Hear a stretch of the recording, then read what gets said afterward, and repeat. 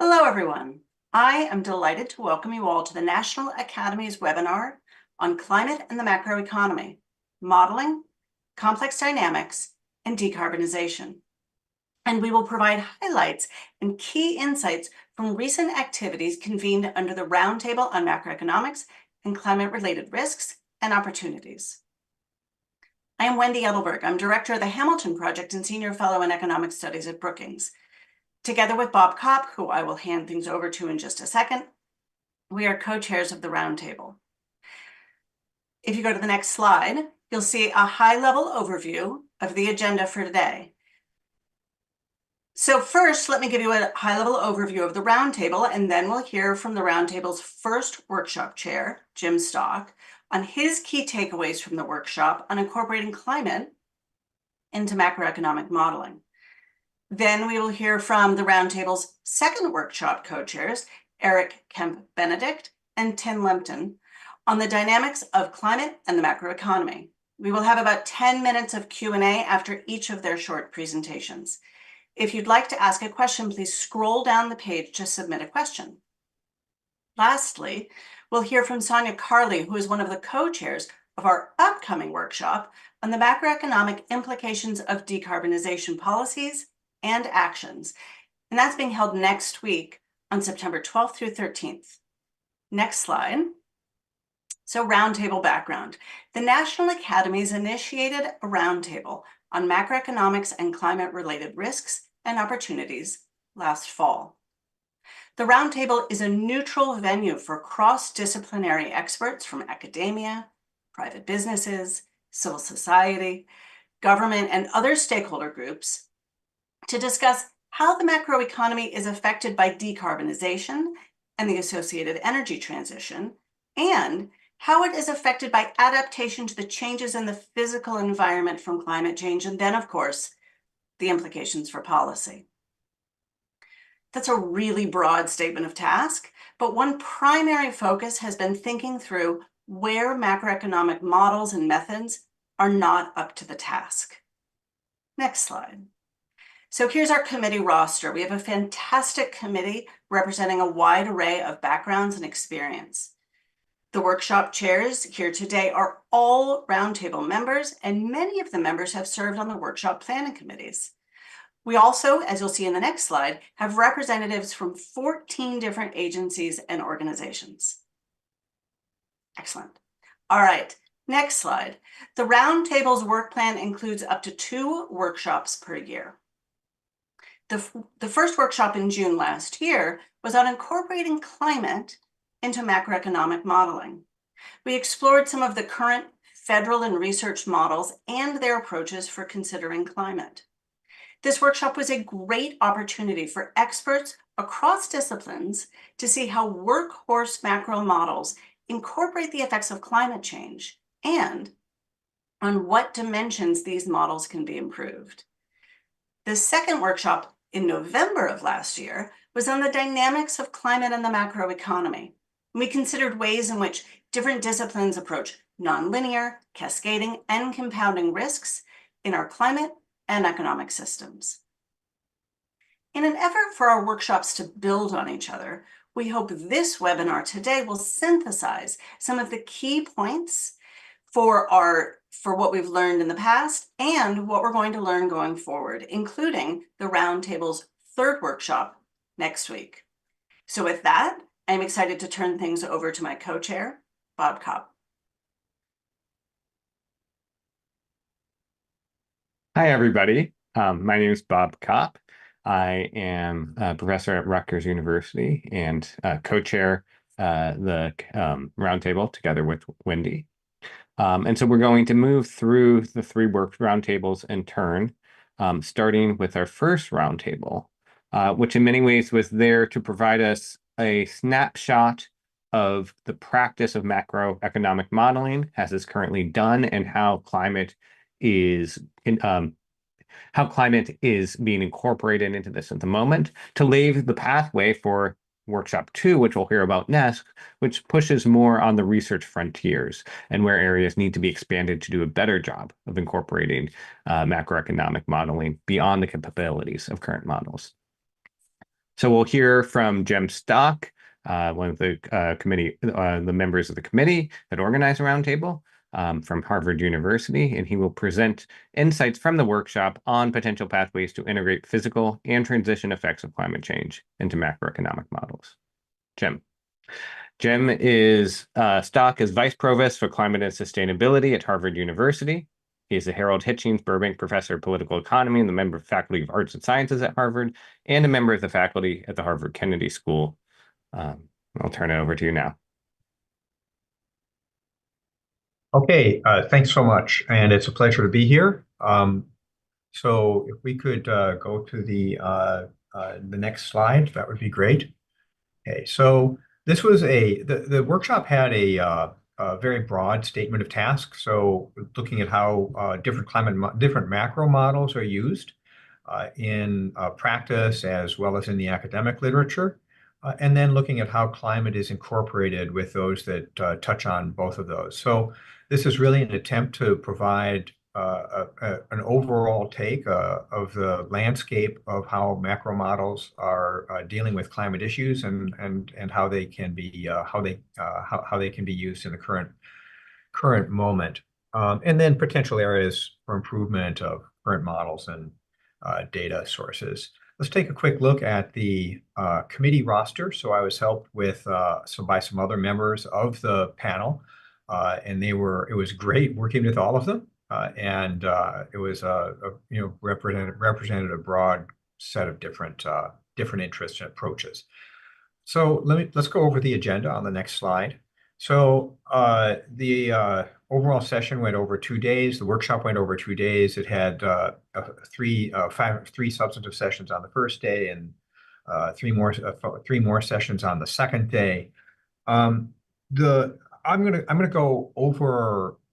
I'm going to do sort of a synthesis across these different areas because there's some blending of how these actually worked out in practice, I guess is fairly natural. But I think the basic way to think about this is that we start with a broad overview of how macro models are actually used in practice, what horizons they focus on, how climate is entering those in the current situation, and what sort of ways climate might enter those models as we think about specific questions. And then one of the key parts of some of this work is thinking about the economic impacts of climate, both physical and transition risks, but especially physical risks. And that was the subject of this third session. Next slide, please. And then in the next day, we had some discussion about additional risks on the public sector and financial risks and a number of related topics like that, and also a discussion of how these models can be used to analyze current policies and the effects on the macroeconomy. So what I'm going to do is give you a sort of a summary slide. If we could go to the next slide, this slide here summarizes a lot of and this focuses on the federal government, which of course is just one subset of model users, but it's kind of a useful way to categorize how people think about macro modeling. So I have two axes here. One axis is actually a real axis, which is the horizon that the models work on and focus on. And the other is the federal agency that's responsible. Now, I'm focusing on US federal agencies here because that's part of the focus of this task force, but this also is reflected in the academic literature, and it's reflected in the way different entities in the private sector might be looking at modeling too.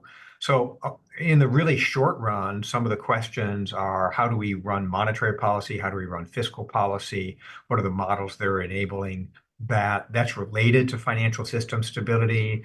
Economic forecasting is something that needs to happen over ranging from quite short horizons on the monthly horizon out to the, let's say, 5-year horizon, or if you're forecasting budgets, which is the next moving up a little bit further, then that's going over to like a 10-year budget window.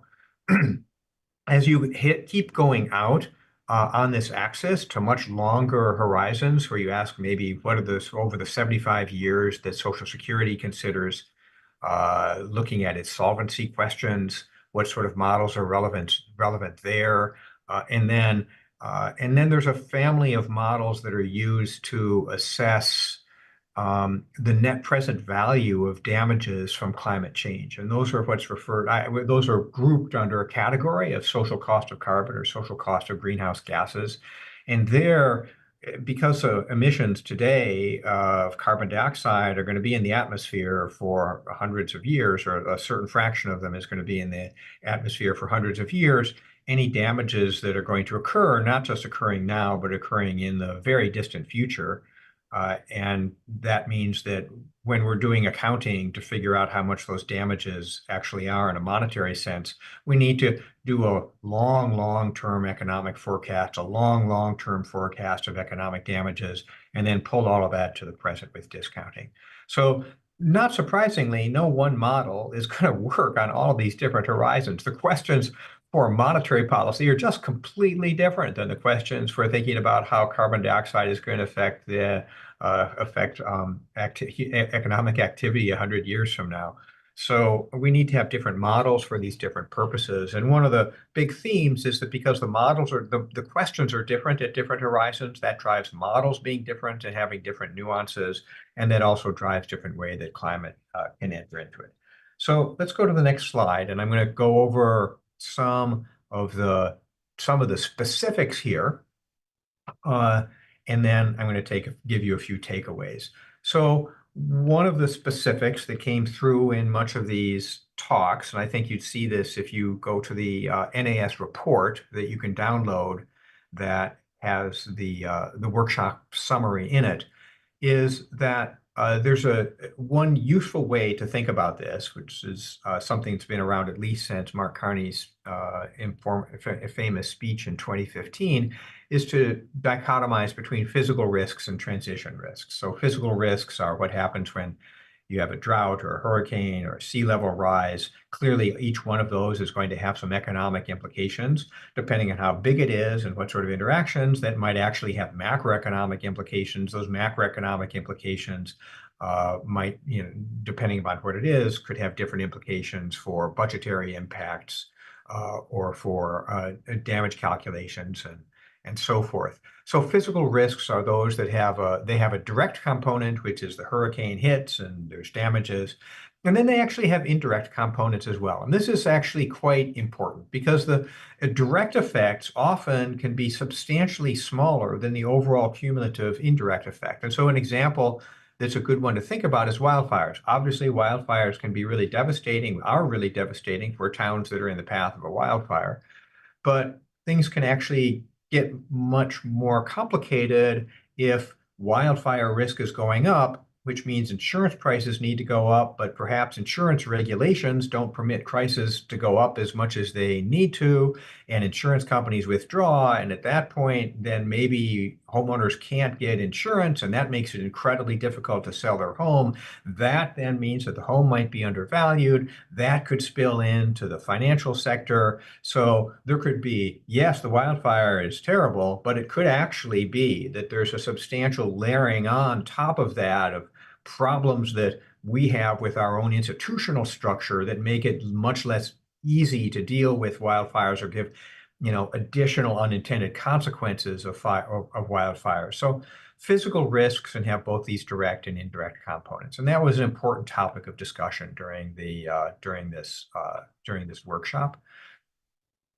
Transition risks really think about what's going on in terms of the transition to a clean energy future. So suppose that we are at net zero at some date in the future. Some propose that it would be 2050, but suppose we're at net zero emissions at some date in the future. It is a long haul to get from here to there. There's going to be policy involved with that. There's going to be a lot of technology development involved with that. There's going to be changes in employment. There's going to be risks associated and uncertainties associated with each one of those things. What are the policy risks? Some policies might have more macro consequences or more deleterious macro consequences than others. Policy uncertainty absolutely is going to make a difference because policy uncertainty retards investment, among other things. It's going to retard investment in R&D. That means it could retard in technology growth. And actually, there's lots of real-world examples of that and research supporting that. And so different policies provide different risks. And that was a major topic of discussion as well. And one of the other sorts of risks, which doesn't really fit in the Carney typology, but is useful to keep in mind, is the risk that's associated with our, economists and the climate scientists having imperfect models. And so there's going to be things that we don't understand in the future that are going to be potentially quite problematic.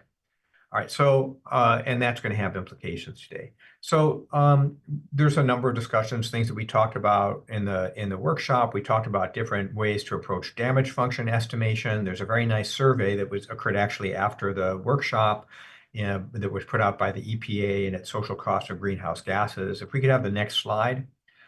Another comment, another topic that came up was GDP. GDP is it is the natural starting point in most conversations about macroeconomics. And for some purposes, it's incredibly important because it summarizes, what you're able to consume and the amount of money that you have to invest and how much you're going to get in taxes. So if you're the CBO, GDP is a Congressional Budget Office. GDP is a really important number to know because that's going to drive a lot of your tax estimation, tax revenue estimation. But actually, if we think about it now more as human beings than economists, and we think about overall welfare, GDP is only one measure of how we're doing. And there's lots of other aspects of welfare that really don't count in GDP. And those need to be taken into account in terms of climate. So those are often referred to as non-monetary issues. So if we think about value of life and value of early mortality, there's an economic aspect and there's a non-monetary aspect to that too. So that was actually an important thing, and I think that's something worth underscoring. Another point here, another comment that came up, or another set of comments, I should say, set of discussions was around uncertainty in modeling, and that when you really take the uncertainty in modeling seriously, that can lead to different types of decisions today. You might take more risks in some dimension and less risks in other dimension. You might be more aggressive in certain dimensions. And that's something that is really in its infancy in terms of in thinking of systematically. And then we talked about regional flows and trade effects and migration and green tariffs. And I think one point that I put on this here, just because it is important, is that not everything actually, from a macro perspective, not everything is a big deal. A hurricane in Florida that doesn't have spillovers for the housing market, even if it's a big hurricane, is a really big deal for those people in the path. It's a devastating, there's loss of life, there's a lot of loss of property value, but that doesn't necessarily mean it's going to show up in any of the macro statistics. Next slide, please. Okay. Key takeaways: no single model for all purposes. Lots of different questions, different models for different questions. Second is that we found, sort of through trial and error, that we would use similar terms and people didn't know what we were talking about. So the scientists, the climate scientists, and the meteorologists and the economists need to kind of coordinate on, or at least they could give each other their own version of their dictionaries, and words like risk and uncertainty were an important part of that muddle. There's a question about level of aggregation that is quite important as a practical matter. Disaggregation can be super useful and critical in some areas and actually kind of a distraction in other areas. We have to be careful of the limitations of GDP.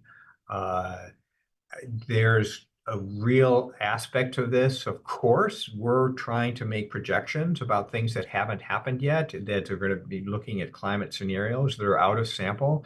That's super difficult, and we have to be humble and take into account uncertainty and quantify that uncertainty. And especially, we have to recognize the deep uncertainty that is associated with the fact that there's going to be stuff to happen over the next 10 years, 15 years, 20 years that we haven't even thought of yet. And those are going to be really quite substantial, potentially substantially important, but we have to sort of maintain that humility.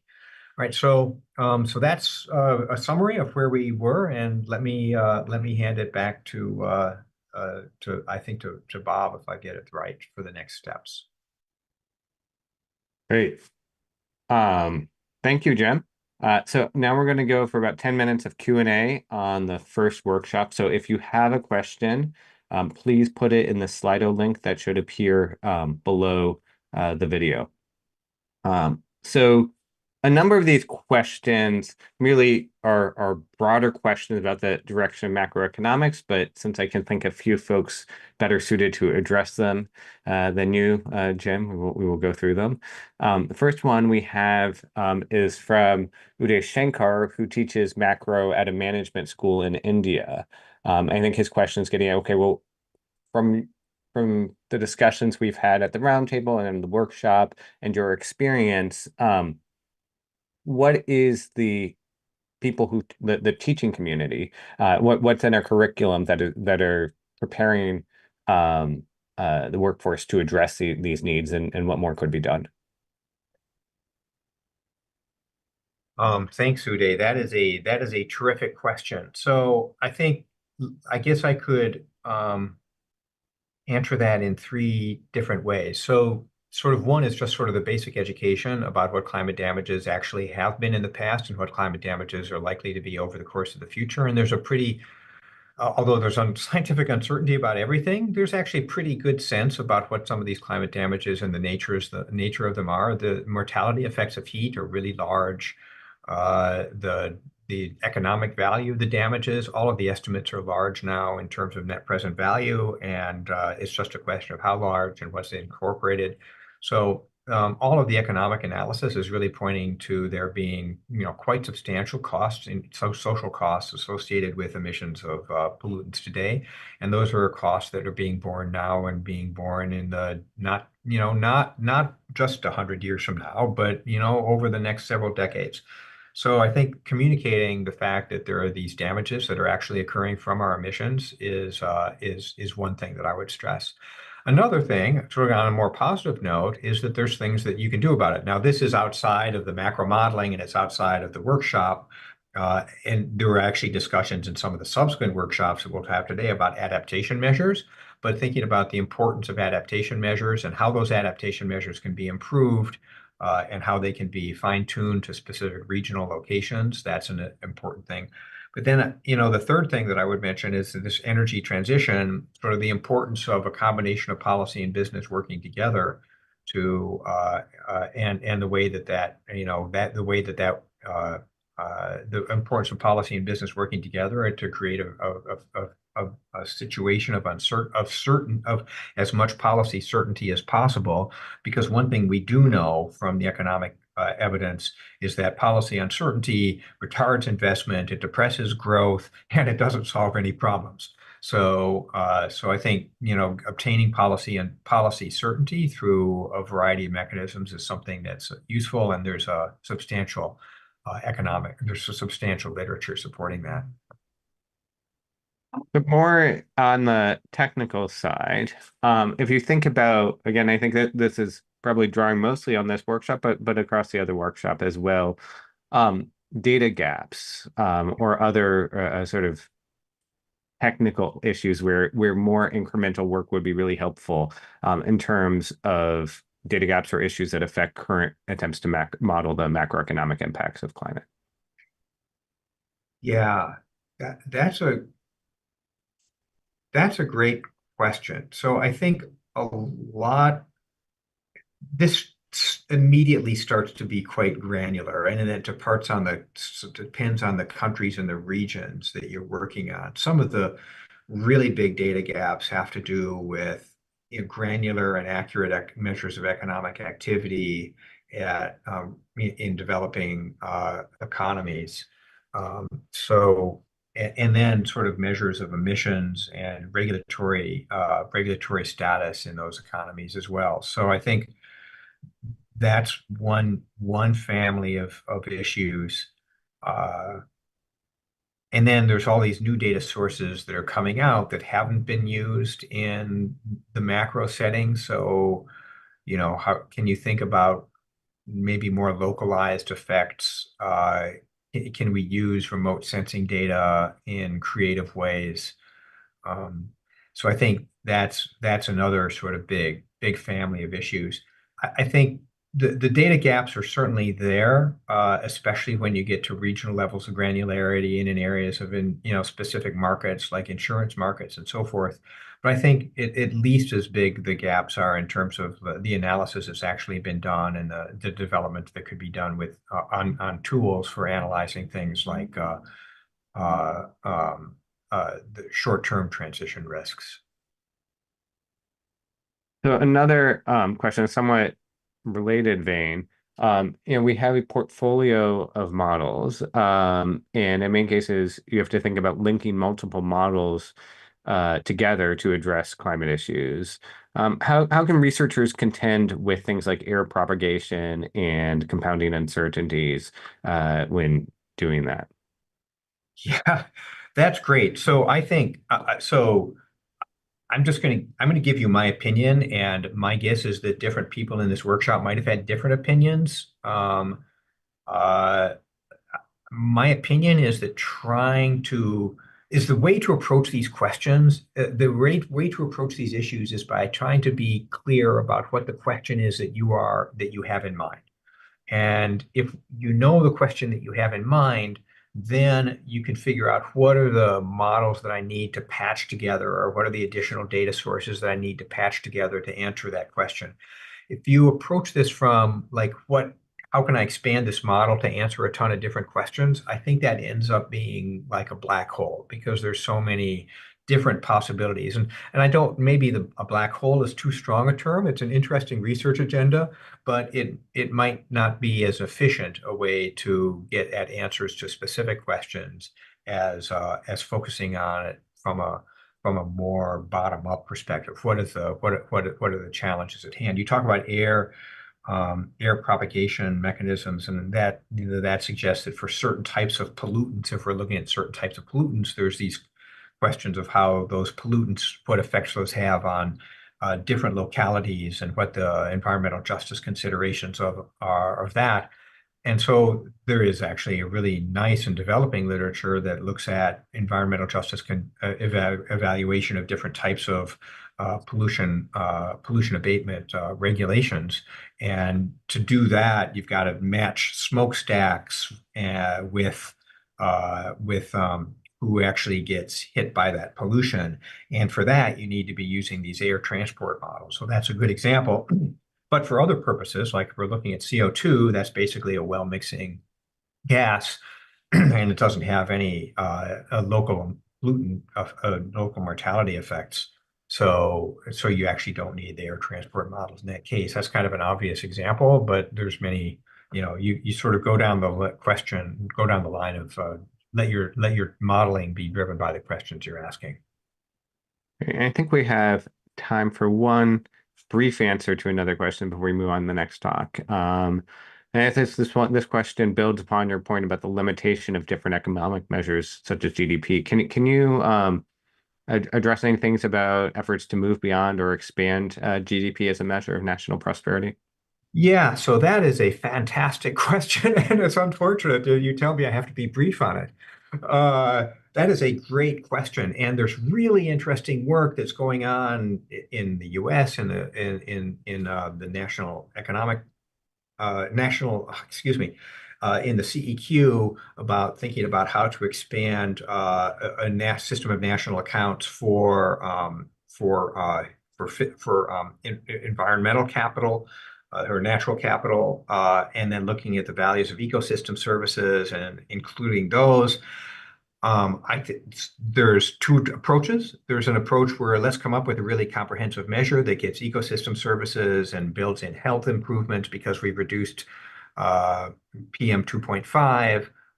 And that's an active work stream. There's also the one where you say, well, I'm interested in a more specific thing, which is mortality. And then you got to focus on the mortality data. I think there's actually room for both. And I think or labor productivity or something like that. So I think there's room for both. And coming up with both the granular understanding and the high level accounting those are both really important sets of activities.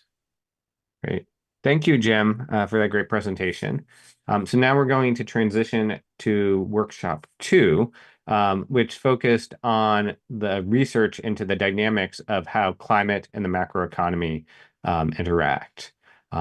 thinking about some of those topics that were alluded to earlier around things like cascading risks and how risk propagates through the complex system that is the global economy.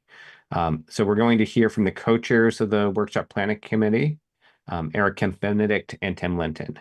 So Eric Kemp-Benedict is an associate professor of ecological economics at the University of Leeds, where his research focuses on macroeconomics of the sustainability transition. And Tim Linton is chair in climate change and earth system science at the University of Exeter, and is currently on study leave to write a new book about positive social tipping points. So Eric and Tim will have about 10 minutes to write their remarks, and then we'll have some space for questions. And if you have a question, please use the Slido below the video on your screen. All right, Tim.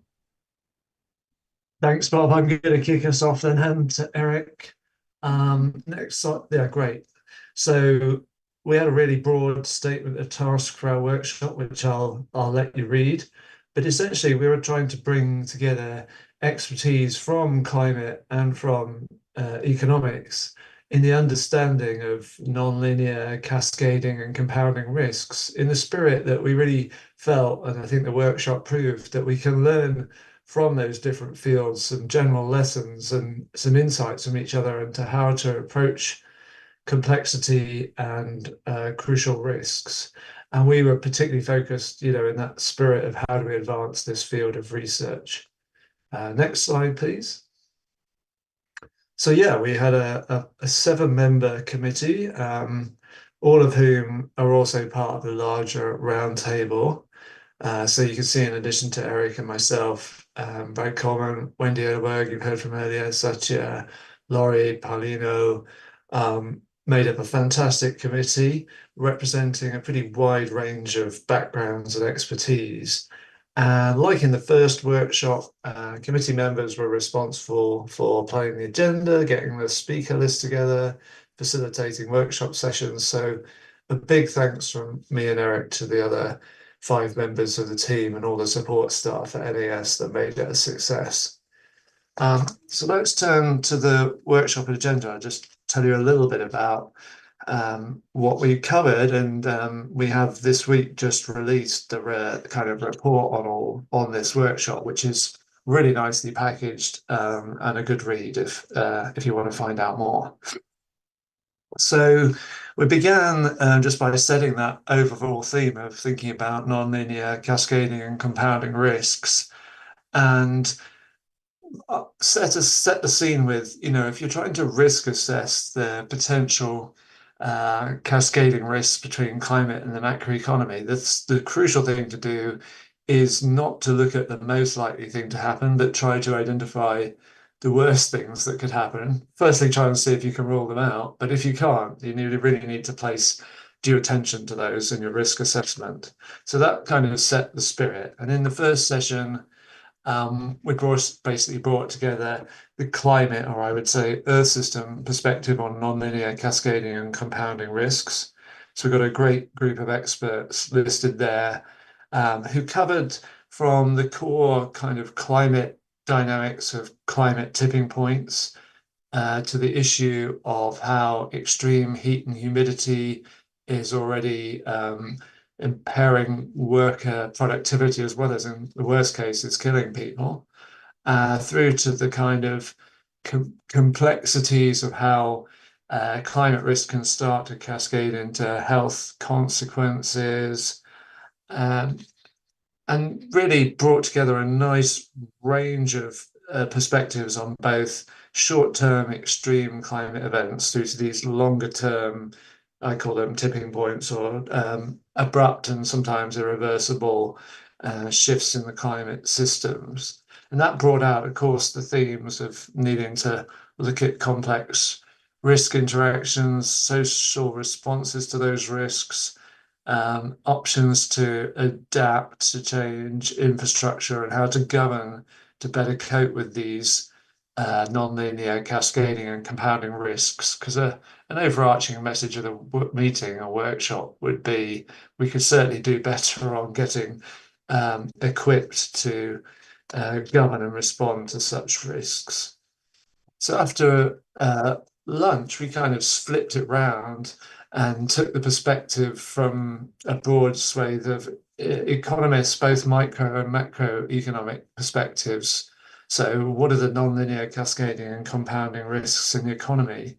So we've got in that great lineup you can read there, we had a mixture of, micro level behavioral responses to risks and how they can cascade through the economy, and then more macro level perspectives of how on earth do we model, for example, tipping points in the climate and how they might impact the macroeconomy. So this is kind of nice. It connects the levels of individual decision making, individual perceptions of risks through to much larger scale economic dynamics, and started to touch on the clean energy transition as well as the, the damaging macroeconomic consequences of climate change. Then, as you can see, we went into some breakouts to start to explore, okay, if we bring these two climate and macro and microeconomic perspectives together, and their lessons on how to approach these kind of risks. What can that bring?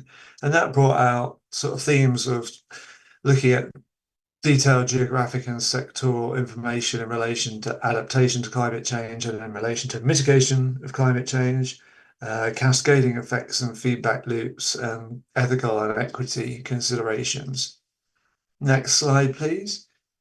And then day 2, I think it was, and we thought it would be really interesting to see if some recent past and contemporary lessons could be drawn from experience. So these shocks don't have to be climate shocks, but still shocks like stock market falls or the 2007-8 financial crash could teach us something generic about cascading and nonlinear risk. And that's exactly what this session probed. And it brought out some fascinating themes. So looking at things like long-term macroeconomic implications of the Dust Bowl in the 30s in the US, and how that had consequences that have extended up to the present for large, regions of your great nation. So we got into the themes of how a kind of look across the piece of these past events highlights some things like how important it is to have proactive and flexible policy responses, how useful actually studying past events can be to informing generic strategies to dealing with what's yet to come with climate change, because some of the lessons are quite generic in terms of, invest in making the system you want to protect more resilient in simple terms, and have the capacity to innovate to deal with the uncertain or the new situation to get out of trouble. So the perspectives on future directions that happened after lunch on day 2, this brought some new and recent activities together. So efforts that are out there to make better systemic risk assessments and bring a community together to look at that across climate and macroeconomy. We brought in some different sectoral institutional perspectives. And out of the opportunities for advancing research, kind of brought out a theme of needing a comprehensive framework for understanding all this interconnected risk from climate change, as well as cascading changes in the economy. So there's a lot of advocacy. This means you need, in academic terms, a transdisciplinary approach. And we discussed how to advance the modeling and sort of hardcore techniques like that, as well as how to get a more inclusive governance of these risks. And the final bit on the World Cafe breakouts, that's essentially a more kind of creative session where we brainstormed, okay, well, how can we do better on inter and transdisciplinarity, bringing different perspectives together? How to advance the modeling? How do we get better and the best available data and information on these problems? And how do we communicate these nonlinear cascading and systemic risks in decision making? At which point I'm going to hand to Eric to just walk through the takeaways. Thanks very much. That was a great overview of the workshop. I'm going to start before giving the takeaways with this slide from the IPCC. A very similar slide was presented by one of the presenters at the workshop, and I think it really highlights the kinds of challenges we're talking about. Going back to Jim's very nice slide of the different kinds of models, up in the top right, there was deep future projections and policy, social cost of carbon emission, optimal emissions and policy paths for long time horizons. And that is an approach that's very much taken. There is another approach in economic analysis in which you say, I'm going to take what's coming from the physical science and say that we need to keep emissions below a certain level, and then ask, well, what are the implications for achieving that? And I want to bring that to our attention because on the right, you see the potential threats or risks arising from different causes at different global temperatures.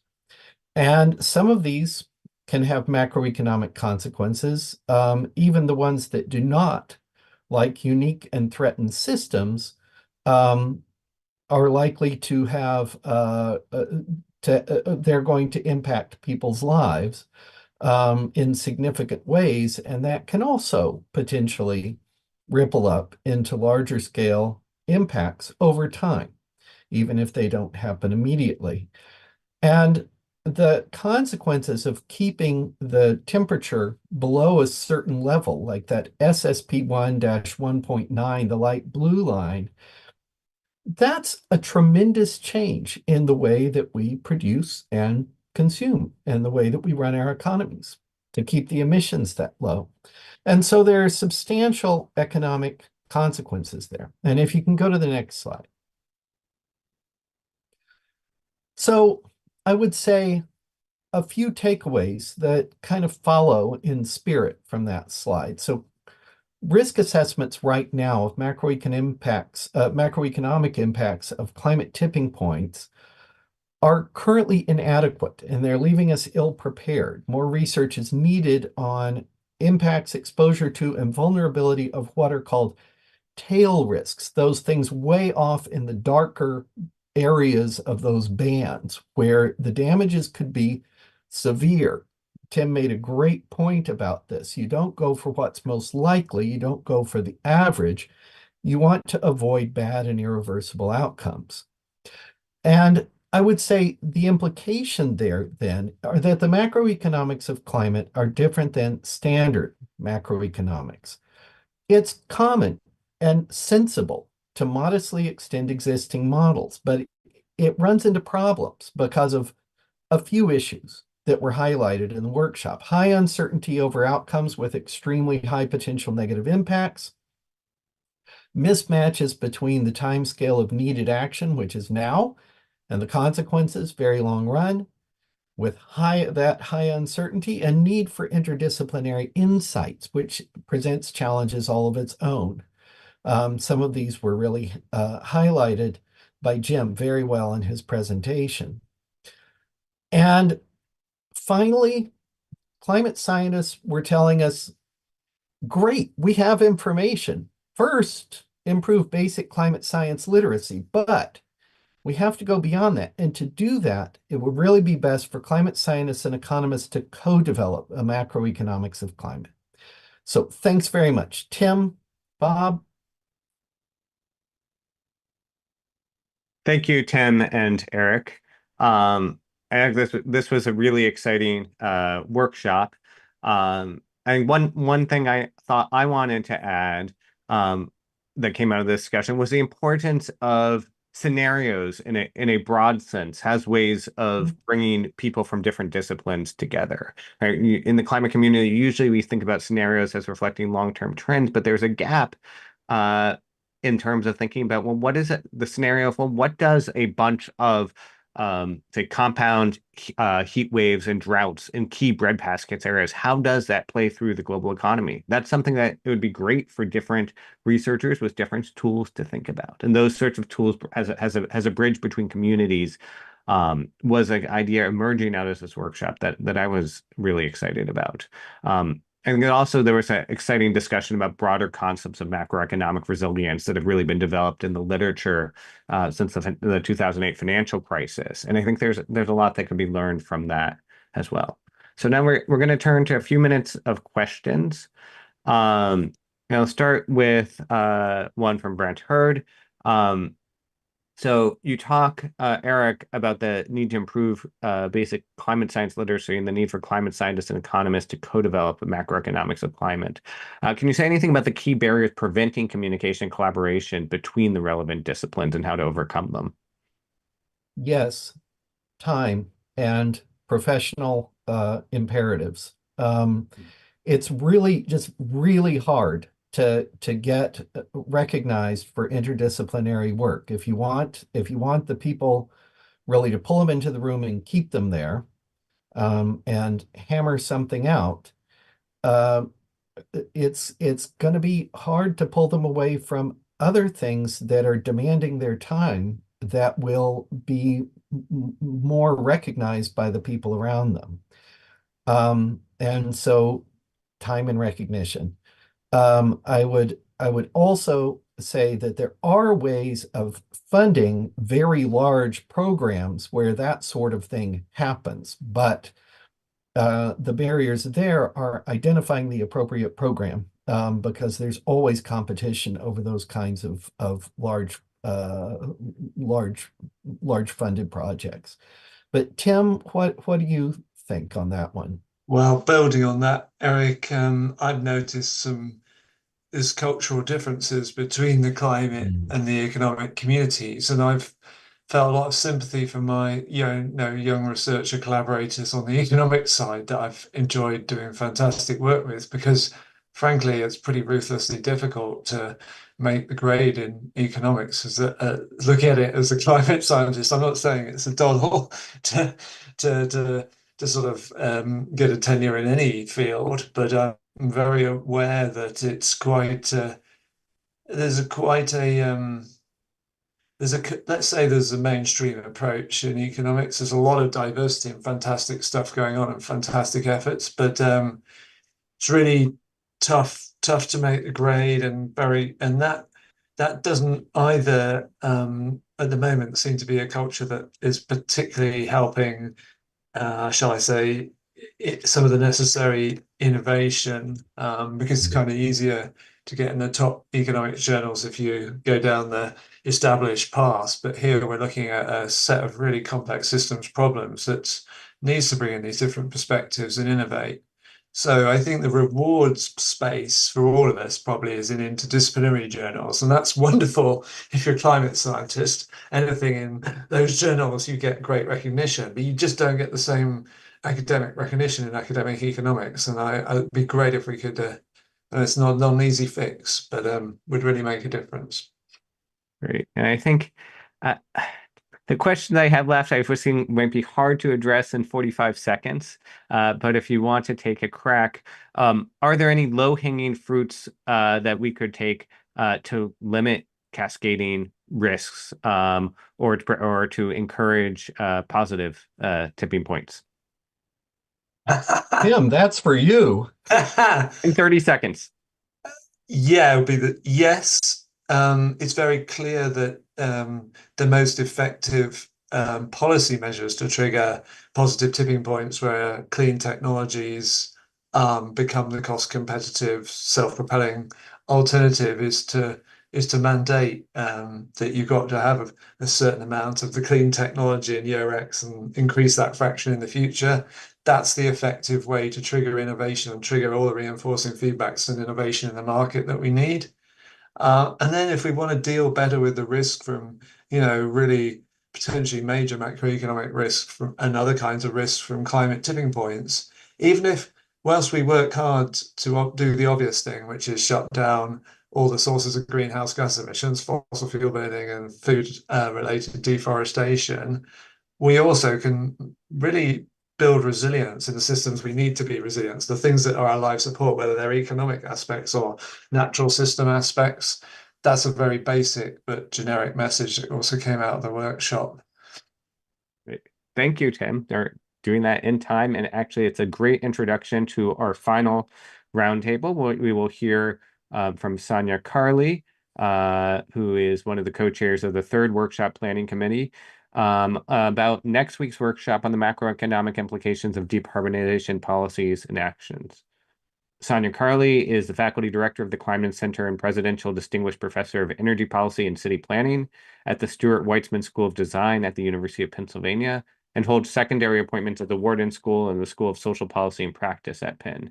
She also co-directs the Energy Justice Lab and is a researcher Resources for the Future University Fellow. Sonia. Thank you, Bob. Greetings, everyone. If we don't mind going to the next slide. This is our statement of task for the workshop that is scheduled for next week. Again, it's a pretty broad statement of task, but in summary, feel free to read the whole thing, but in summary, the workshop will focus on the macroeconomic implications of decarbonization, policies and actors, and really it's a bi-directional flow. We're interested in the interplay between these dynamics, considering both how the macroeconomy will be affected by policy as well as how the macroeconomy itself will affect policy outcomes. Next slide.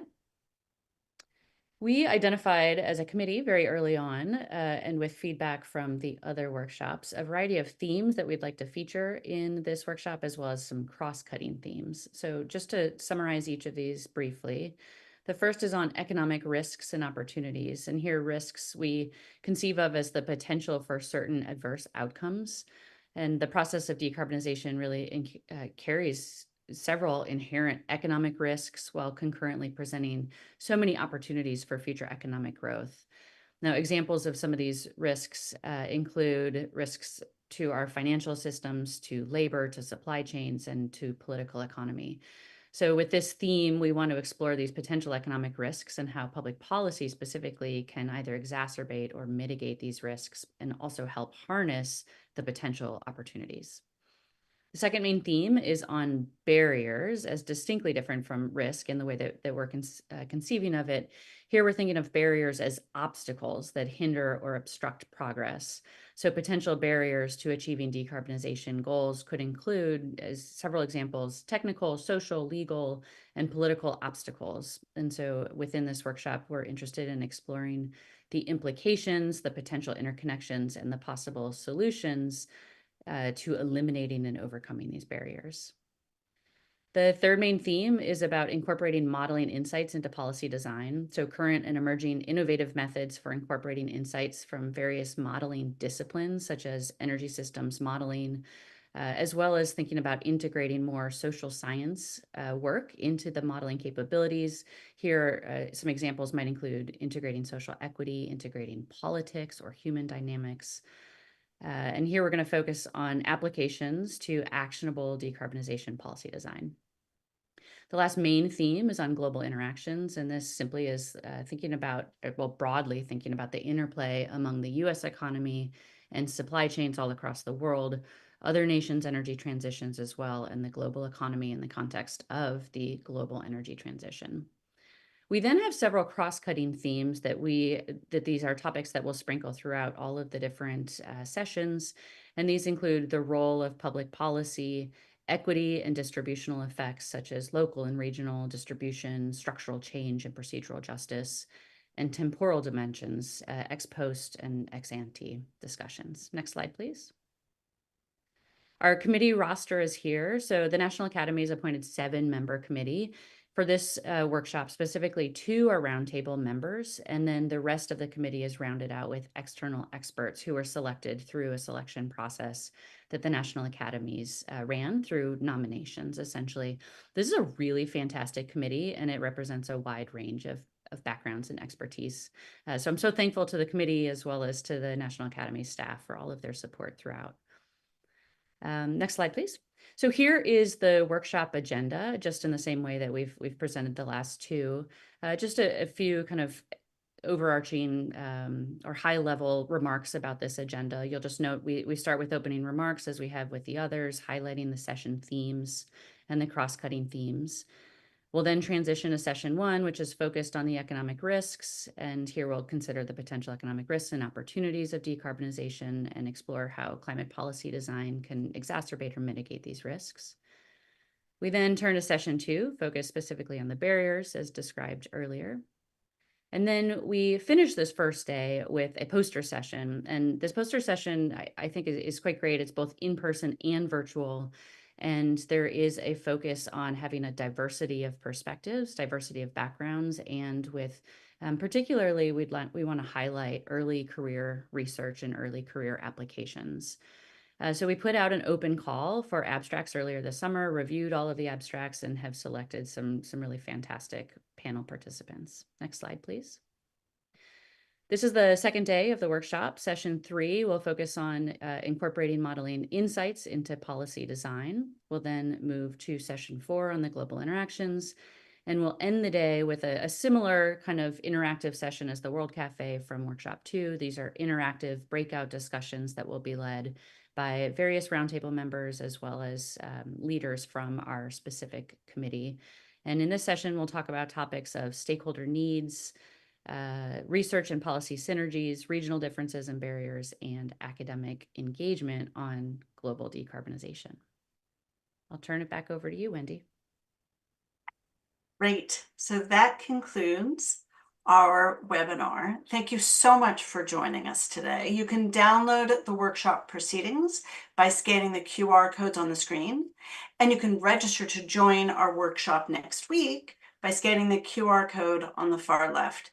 Thank you all again for a great discussion, and we hope to see you next week at the workshop.